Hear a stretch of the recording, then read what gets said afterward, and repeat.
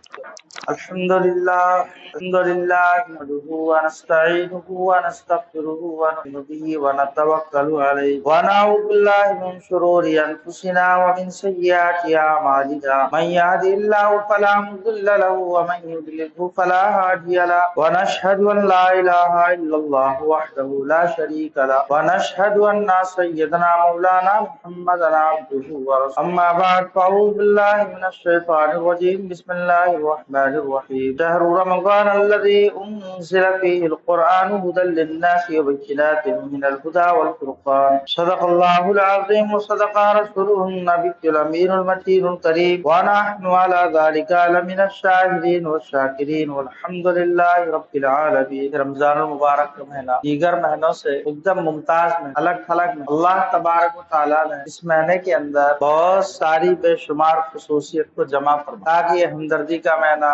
غمخواری کا مہینہ، صبر کا مہینہ، ضبط کا مہینہ، اسی طریقے سے مودت الفت کا مہینہ، اپنے جذبات کو جذب کرنے کا مہینہ، سخاوت کا مہینہ، نزول قرآن کا مہینہ، یعنی بہت ساری صفت کو اللہ تبارک و تعالیٰ نے اس پر جمع فرمایا، اور اسی لیے اتنی عظمت اور برکت والا مہینہ ہونے کی وجہ سے اللہ تبارک و تعالیٰ نے سارے انسانوں کی ہدایت اور اس کی رہنمائی کرنے والی جو کتاب ہے قرآن پاک کو بھی اللہ تعالیٰ نے اسی مہینے میں نازل فرمایا، اور نزول قرآن کے لیے اللہ تعالیٰ نے ایسی رات کا انتخاب فرمایا جو اپنے فضیلت کے لحاظ سے، برکت کے لحاظ سے جو 1000 مہینوں سے زیادہ ایسی رات کا انتخاب، اور یہ ایک دم حقیقت ہے۔ یہ قرآن ایک ایسی روشن کتاب ہے کہ جس میں اللہ تبارک و تعالیٰ نے ہدایت، اصلاح، انقلابی کیفیت، تبدیلی، دنیا اور آخرت کی جتنی بھی بھلائی ہے سب کے سب اللہ تبارک و تعالیٰ نے اس کتاب کے اندر جمع فرمایا۔ اب اگر کوئی شخص، اگر ہم دیکھیں بھی جن لوگوں نے اس کتاب کو پڑھا، سمجھا اور اس کتاب پر عمل کیا،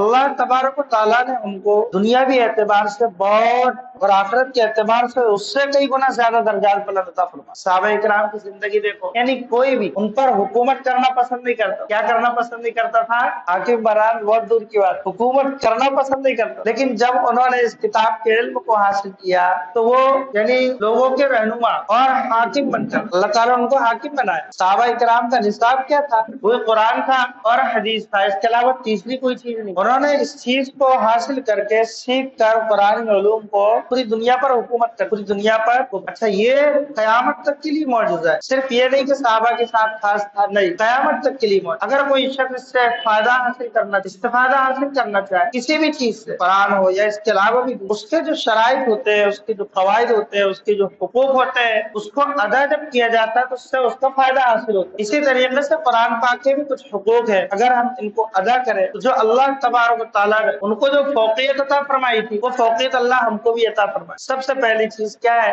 کہ قلب اور جگر سے، یعنی قرآن کے ایک ایک الفاظ پر شروع سے لے کے آخر تک اس پر ایمان لائے، اس کے حلال کو حلال سمجھے، اس کے حرام کو حرام سمجھے، اس کے حکم کو اپنے لیے باعث فخر سمجھے اور اس پر عمل کرے۔ اس کا پہلا حق، یعنی اگر کوئی شخص قرآن پاک کی ایک آیت کا انکار کر دے، ایک جز کا انکار کر دے، یا کسی ایک چھوٹی سے چھوٹی سورت کا انکار کر دے، وہ مسلمان نہیں، وہ کیا نہیں ہے؟ مسلمان نہیں۔ اللہ تعالیٰ فرماتے ہیں یا ایھا الذین آمنوا آمنوا باللہ ورسولہ والکتاب الذی نزل علی رسولہ والکتاب الذی انزل قبل۔ اے ایمان والو، ایمان لاؤ، یعنی اس پر عمل کرو۔ ایمان والو ہی کو خطاب ہے، اور کیا خطاب ہے؟ اس پر ایمان لاؤ مطلب پورا پورا ایمان لاؤ۔ ادھورا ایمان یہ قابل قبول نہیں ہے۔ کچھ چیزوں کو ماننا، کچھ چیزوں کو چھوڑ دینا، پسند آئے تو اس پر عمل کرنا، نہیں پسند ہے تو اس کو چھوڑ دینا، یہ اللہ تبارک و تعالیٰ کو پسندیدہ نہیں۔ دوسرا حق کیا ہے؟ دوسرا حق اس کی کثرت سے تلاوت کی جائے، اس کی کثرت سے کیا کیا جائے؟ تلاوت کیا جائے۔ خود لفظ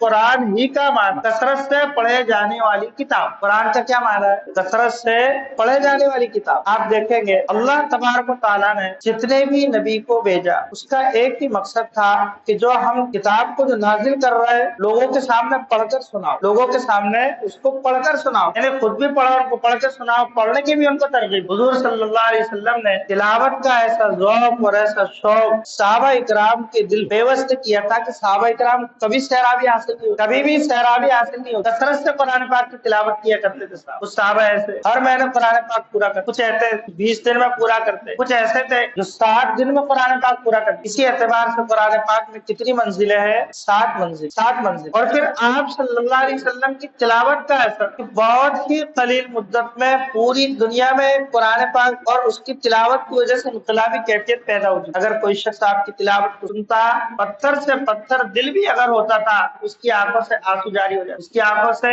آنسو جاری ہو جاتے، دل نرم ہو جایا کرتا. اسی طریقے سے اگرچہ اس نے اسلام قبول نہیں کیا، ظاہراً اسلام اس نے قبول نہیں کیا، لیکن حضور کی تلاوت کو سن کر، انداز تلاوت کو سن کر حقانیت کا اقرار کیے بغیر نہیں رہتا، حقانیت کا اقرار کیے بغیر نہیں رہتا. آپ گھر میں تلاوت کرتے تھے، چوری چوری چھپ کے دیوار پر کان لگا کر سنتے تھے تلاوت. حضور کیوں سن رہا ہے؟ اس کی وجہ کیا ہے؟ ان کو معلوم ہے کہ یہ سچ ہے. اچھا، اسلام قبول کرنے سے کون سی ایسی چیز تھی جو رکاوٹ بنی؟ بس یہ ہے انانیت یا تکبر بولو، یا پھر یہ کہ ہمارا عہدہ یا منصب ختم ہو جائے گا. اس اعتبار سے انہوں نے اسلام کو قبول، ورنہ ہر شخص جو ہے اس کی حقانیت کا کیا کر لیتا تھا؟ اقرار کر لیتا. آج بھی ایسے کئی اقسام کے معجزے جو بڑے بڑے قاری حضرات ہیں، جب وہ تلاوت کرتے ہیں ایسے مجمع میں، یعنی کچھ جہاں مسلمان کچھ دوسرے بھی ہو، تو دیگر قوم کے آنکھوں سے بھی آنسو جاری ہو جائے. یعنی اس پر اللہ نے آج بھی وہی کشش رکھی ہے، قیامت تک کے لیے معجزہ کا ہے. یہ قیامت تک کے لیے کیا ہے؟ قرآن پاک قیامت تک کے لیے معجزہ ہے. آج پوری کی پوری دنیا میں جہاں بھی انقلابی کیفیت جو ہم کو نظر آتی ہے،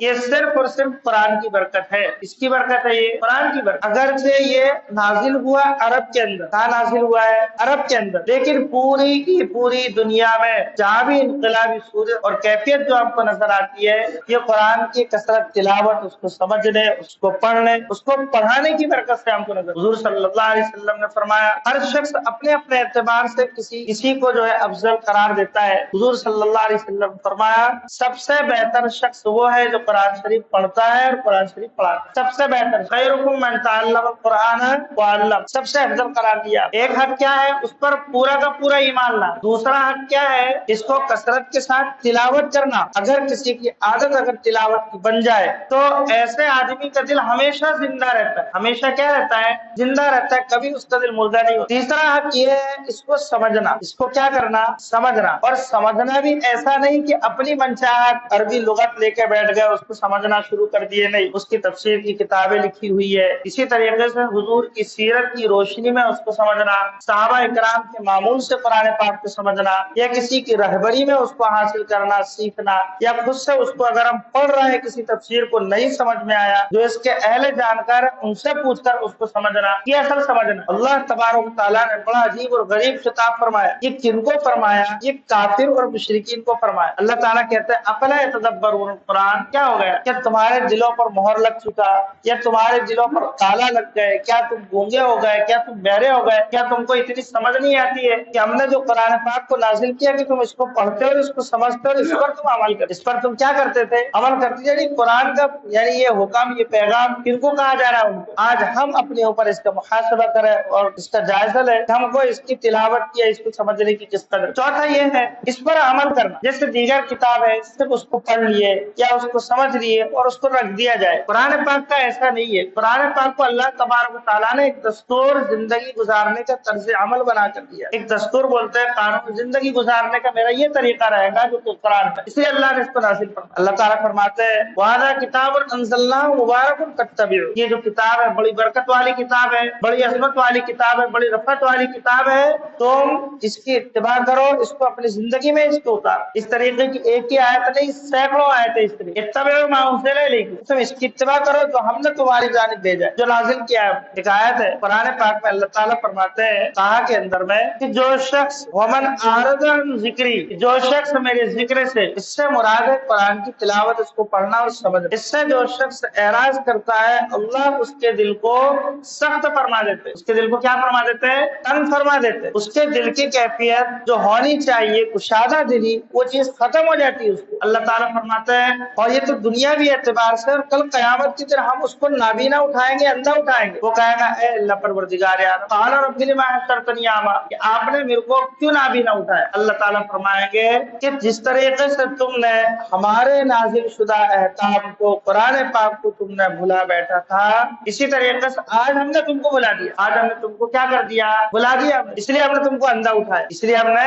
تم کو اندھا اٹھایا۔ امام قرطبی رحمۃ اللہ علیہ فرماتے ہیں، بڑے جلیل القدر مفسر ہے، کہتے ہیں کہ اس سے قرآن پاک کی تلاوت اور اس سے مراد قرآن پر عمل کرنا، اس سے مراد قرآن پر کیا کرنا ہے، عمل کرنا ہے۔ اور چوتھا یہ ہے، اس سے محبت کی جائے، اس سے کیا کیا جائے، محبت کی جائے، اس بنیاد پر کہ اللہ کا کلام ہے، اس بنیاد پر کہ کس کا کلام ہے، یہ اللہ کا کلام ہے، اللہ کی جانب سے نازل کی ہوئی چیز ہے، اس لیے اس سے کیا کیا جائے، اس سے محبت کیا جائے۔ جس قدر اس کی محبت ہوگی، جس قدر اس کی عظمت ہمارے دلوں میں ہوگی، اتنا عمل کا شوق پیدا ہوگا، اتنا تلاوت کا شوق پیدا ہوگا۔ اور اگر محبت نہیں ہوگی تو تلاوت کا شوق بھی اللہ تعالیٰ کا، اگر تلاوت کا شوق نہیں ہے تو اللہ سے یہ چیز مانگنا چاہیے، اگر نیک اعمال کا جذبہ نہیں ہے اللہ سے یہ چیز مانگنا چاہیے کہ ایسی کون سا گناہ ہے، ایسا کون سا جرم ہے جس کو اللہ تعالیٰ مجھے ان تمام اعمال سے محروم کر رہے ہیں، کہ اللہ سے کیا کرنا چاہیے، یہ طلب کرنا چاہیے۔ یہ محرومی بہت بڑی محرومی ہے۔ عبداللہ ابن جار اللہ رحمۃ اللہ علیہ حکیم ترمذی کے حوالے سے روایت نقل کرتے ہیں کہ جب آدمی تلاوت کے لیے بیٹھے، اچھے طریقے سے وضو کرے، مسواک کرے، خوشبو لگائے، بہترین کپڑا پہنے، قبلے کی جانب ہو کر بیٹھے اور پھر قرآن پاک کی تلاوت، اگر ان چیزوں کے اہتمام کے ساتھ جب تلاوت کرے گا، تلاوت کرتے کرتے خود بخود ہمارا قلب اللہ کی جانب رجحان ہوگا، خود بخود اس کا ذوق پیدا ہوگا، شوق پیدا ہوگا۔ حضرت عمر نے حالت کفر ہی میں تو قرآن کی تلاوت کو سنا تھا، ابھی اسلام قبول نہیں کیا کہ آنکھوں سے آنسو کیا ہو چکے تھے جاری۔ اسی طریقے سے اس کے پیغام کو عام کرنا، اس کے پیغام کو، اللہ تعالیٰ نے یہ کتاب کو جو نازل کیا، ہدی للناس، للناس کا مطلب صرف مسلمان نہیں، تمام انسانوں کے لیے، تمام انسانوں کے لیے، صرف مسلمان کے لیے نہیں ہے۔ اب ہمارے پاس مرتبہ کیا ہے، غیر مسلم دوست بھی ہوتے، جس پر ہم کو یہ اندیشہ ہو کہ اگر ان کو تحفے کے طور پر ہندی کا جو قرآن ہے اگر ہم ان کو دیں گے، اس کی بے حرمتی نہیں کرے گا، اس کی تعظیم نہیں کرے، یعنی اس کی تعظیم کرے گا اور اس کو عزت کی نگاہ سے دے گا، اور ممکن ہے کہ آئندہ اس کے ہدایت کے لیے راستے کھل سکتے ہیں،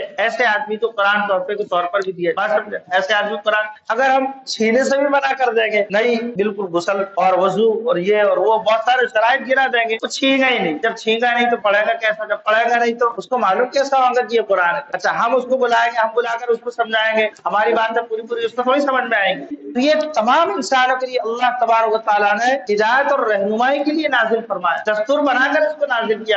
اللہ تعالیٰ فرماتا ہے کہ ہم اس کتاب کے ذریعے سے بہت سو کو بہت اعلیٰ درجہ عطا فرما دیتے، اور اسی کتاب کے ذریعے سے پڑھنے کے بعد بھی اس پر عمل نہیں ہونے کی وجہ سے ہم ان کو ذلیل اور پست بھی کر دیتے، ان کو کیا کر دیتے ہیں، ذلیل اور پست بھی کر دیتے ہیں۔ خلاصہ کلام یہ ہے، قرآن پاک کی اللہ کی کتاب ہے، اس کے حقوق سب سے پہلا یہ ہے کہ اس پر ایمان لانا، دوسرا کثرت سے اس کی تلاوت کرنا، تیسرا اس کو سمجھنے کی کوشش کرنا، چوتھا اس پر عمل کرنا، پانچواں اس سے محبت کرنا۔ یہ قرآن پاک کے حقوق ہے۔ ہم کو ان حقوق کو جب ہم ادا کریں گے، اللہ تبارک و تعالی ہم کو اسلام کے مطابق زندگی گزارنے کی کیا عطا فرمائیں گے، توفیق عطا فرمائیں گے۔ یہ اصل دین۔ دوسرا ہے کہ رمضان کا یہ آخری عشرہ ہے، آج یہ 20واں روزہ ہے۔ کون سا روزہ ہے؟ 20واں۔ اعتکاف کی بہت ساری فضیلت ہے۔ حضور پاک صلی اللہ علیہ وسلم اعتکاف پہلے کہتے کس کو ہے؟ اعتکاف کا اصل معنی ہوتا ہے ٹھہرنا، رک جانا، مستقر ہو جانا۔ اصطلاح شریعت میں رمضان کے اخیر عشرے میں مرد مسجد پر، عورت اپنے گھر میں کسی حصے کو خاص کر کے وہاں پر 10 دن اعتکاف کی نیت سے ٹھہر جائے، رک جائے،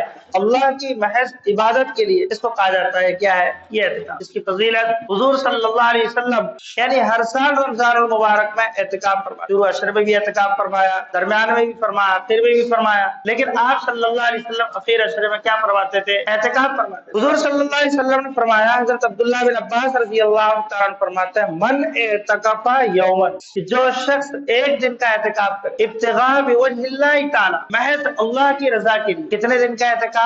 ایک دن کا۔ من ابتغاء یومن بوجہ اللہ تعالی، ایک دن کا اعتکاف اگر کوئی شخص صرف اللہ کی رضا کے لیے کرے، تعالی جعل اللہ بینہ و بین النار 3 خندق، اللہ 3 خندق کا فاصلہ ایک دن کے اعتکاف، وکل خندق ابعد مما، اور بین الخائف، کہ 3 خندق میں سے ہر ایک خندق کا جو فاصلہ ہے، یعنی ایک خندق کا فاصلہ 500 برس اور 500 میل کی مسافت کا فاصلہ، یعنی اللہ تبارک و تعالیٰ کتنی اس کی فضیلت ہے کہ آدمی جب ایک دن کا اعتکاف اللہ کی رضا کے لیے اگر کرتا ہے کتنا ثواب، اگر کوئی شخص 10 دن اعتکاف کرے تو کتنا ثواب اللہ کا۔ دوسری ایک روایت میں ہے کہ حضور صلی اللہ علیہ وسلم نے فرمایا، شب قدر کا ثواب اللہ اس کو عطا فرمائے۔ کس کا ثواب عطا فرمائیں گے؟ شب قدر کا ثواب عطا فرمائیں گے۔ شب قدر کا ثواب کیا ہے؟ ایک ہی رات کا ثواب کتنا ہے؟ 1000 مہینے کے برابر۔ کتنے مہینے کے برابر برابر 1000 مہینے کے برابر ہے، اس کی فضیلت۔ اسی طریقے سے ایک روایت میں اس طریقے سے بھی ہے کہ حضور صلی اللہ علیہ وسلم فرمایا کہ یعنی معتکف جب اعتکاف پر بیٹھتا ہے دو اس کے لیے بچتا ہے، ایک تو یہ ہے کہ گناہ سے وہ بچتا ہے، اور دوسرا یہ ہے کہ اللہ تبارک و تعالیٰ اس کو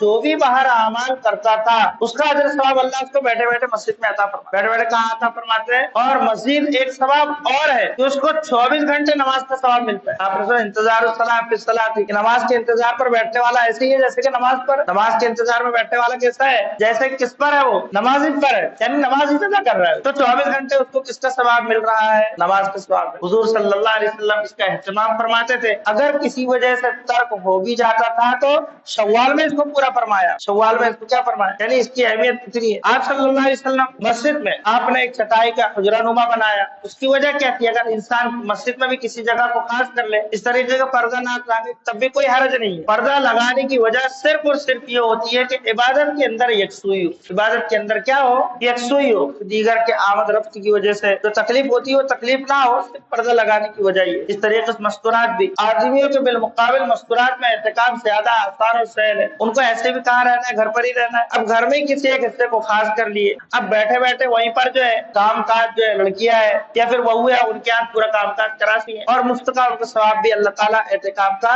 اور اس کی فضیلت کے ثواب کے مستحق بھی وہ بن سکتے۔ تو خلاصہ کلام یہ ہے کہ آج اگر جو حضرات اعتکاف پر بیٹھنا چاہتے ہیں، آج عصر سے ہی جو ہے مسجد پر مستقل ہو۔ اللہ تعالیٰ ہم سب کو عمل کی توفیق عطا فرمائے۔